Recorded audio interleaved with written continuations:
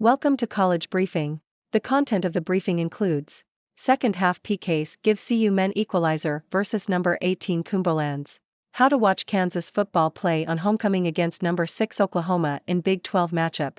Britain's graduates are being shortchanged while America's are rich.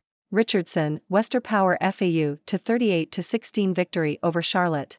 High costs and staff shortages erode childcare subsidy boost. Second half P case gives CU men equalizer versus number 18 Cumberlands. Yahoo! Cumberlands men's team drew 1-1 with number 18 University of the Cumberlands. Cumberlands women's team lost 1-0 to the number 3 Patriots. How to watch Kansas football play on homecoming against number 6 Oklahoma in Big 12 matchup. Yahoo! The University of Kansas Jayhawks will be playing the Oklahoma Sooners this weekend. The Jayhawks are coming off a bye week and are hoping to upset the undefeated Sooners. The game will be televised on Fox, and fans can also stream it on the Fox Sports app. The game will be called by Jason Benetti, Brock Heward, and Allison Williams. Britain's graduates are being shortchanged while America's are rich. Financial Times. A new study has found that the wage premium for graduates in the UK has fallen as the number of graduates in the workforce has increased. The research, conducted by Harvard University and MIT, highlights that the supply of skilled workers in the UK is outstripping the demand for skilled jobs, resulting in many graduates working in jobs that do not require a degree. In contrast, the US has a high demand for skilled workers, leading to a wage premium for graduates. The study suggests that the UK needs to focus on increasing the creation of graduate jobs outside of London. Richardson, Wester Power FAU to 38-16 victory over Charlotte. Associated Press. Daniel Richardson threw 3 touchdown passes, 2 of which were caught by LaJohntay Wester, leading Florida Atlantic to a 38-16 victory over Charlotte. Florida Atlantic took the lead early in the game and never trailed. Richardson connected with Wester for a 21-yard touchdown, and Wester caught another touchdown pass with 63 seconds left in the first half. In the third quarter, Richardson hit Wester for gains of 15 and 23 yards before Michael Johnson Jr. scored on a 19-yard run. Charlotte scored 2 touchdowns and 3 field goals, but it was not enough to overcome Florida Atlantic's lead. Richardson completed 18 of 25 passes for 216 yards, while Wester finished with 10 receptions for 149 yards. High costs and staff shortages erode childcare subsidy boost. The Sydney Morning Herald. Childcare fees have increased despite a fall in out-of-pocket costs over the past quarter, according to the Consumer Price Index (CPI) report. High operating costs and staff shortages have driven up prices and undone increases to the federal government's subsidy. The Australian Children's Education and Care Quality Authority reported that 52% of childcare centres are privately run on a for-profit basis. A survey by Essential for the Parenthood found that families would be more likely to change their working hours if childcare was cheaper. College Game Day host talks Dan Lanning and fourth down decisions. Yahoo! Rhys Davis, one of the hosts of ESPN's College Game Day, spoke about the upcoming game between number 8 Oregon and number 13 Utah. Davis commented that it is too early in the career of head coach Dan Lanning to consider the game a must-win. Davis praised Lanning's qualities as a coach and pointed out that coaches are often judged by factors beyond their control. He also defended Lanning's decision to go for it on fourth down in previous games, saying it was not a coaching failure. Davis believes that Lanning will win many big games in the future.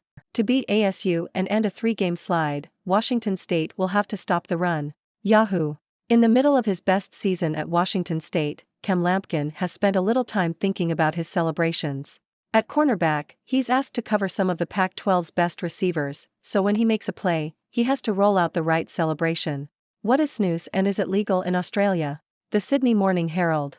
Australia's health authorities are monitoring the sale of flavoured nicotine pouches, known as snus, ahead of a proposed vaping crackdown.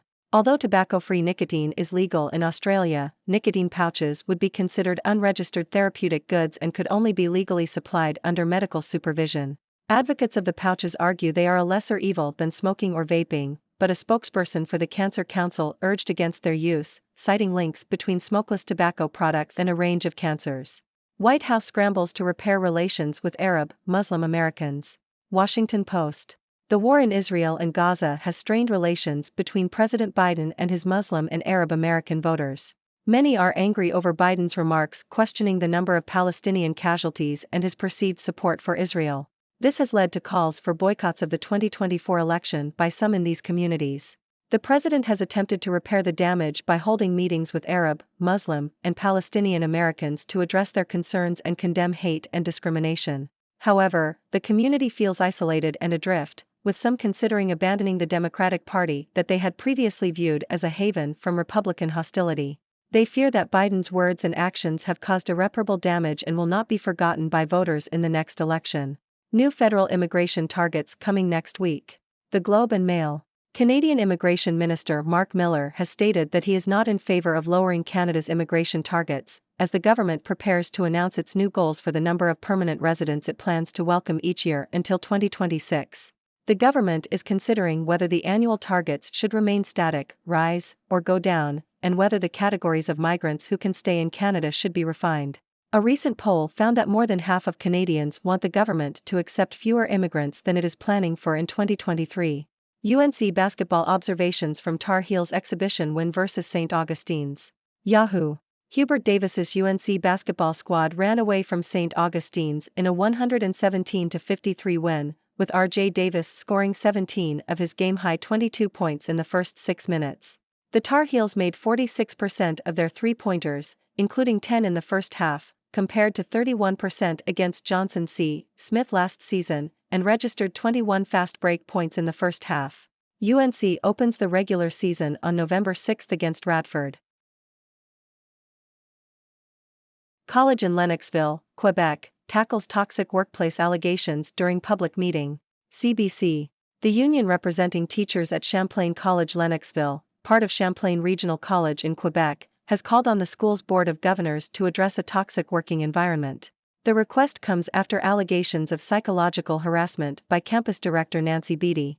CBC News reports that 9 days of recorded testimony, obtained by the news outlet, reveal that several senior employees have found the environment difficult to work in and believe it has affected their physical and mental health.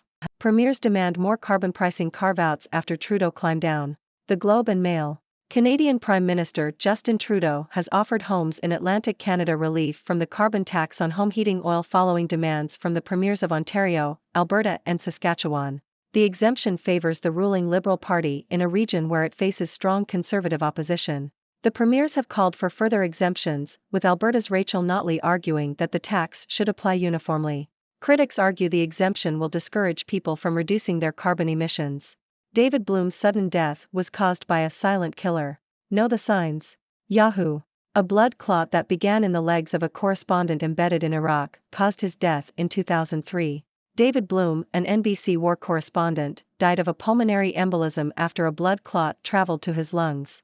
The condition, deep vein thrombosis, DVT, affects around 900,000 Americans each year. It is often associated with long flights or recent surgery. Bloom's widow has called for more awareness of the condition, which is caused by blood clotting in deep veins, usually in the legs.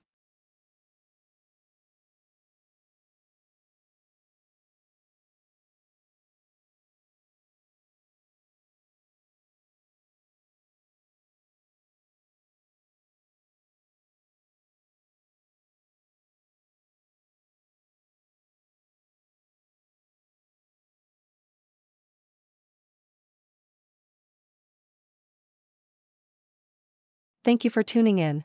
The content above showcases the latest briefing reports and analytical synopses, thoughtfully curated by the 6Do team. These insights stem from a wide array of reputable media outlets, think tanks, government sources, and specialized experts worldwide. We encourage you to explore these sources for a comprehensive perspective. Keep in mind that while the content may not always align with the official standpoint of 6Do Brief, it's not meant to be taken as absolute directives for decision-making. Comprising seasoned media professionals, learned scholars, and accomplished scientists, the 6Do team embodies a trailblazing, fully independent media entity. To customize 6Do Brief to meet your professional needs, you have the option to subscribe to a diverse array of briefings on our website, 6dobrief.com. Regardless of your location, you can conveniently receive 6Do Brief via email.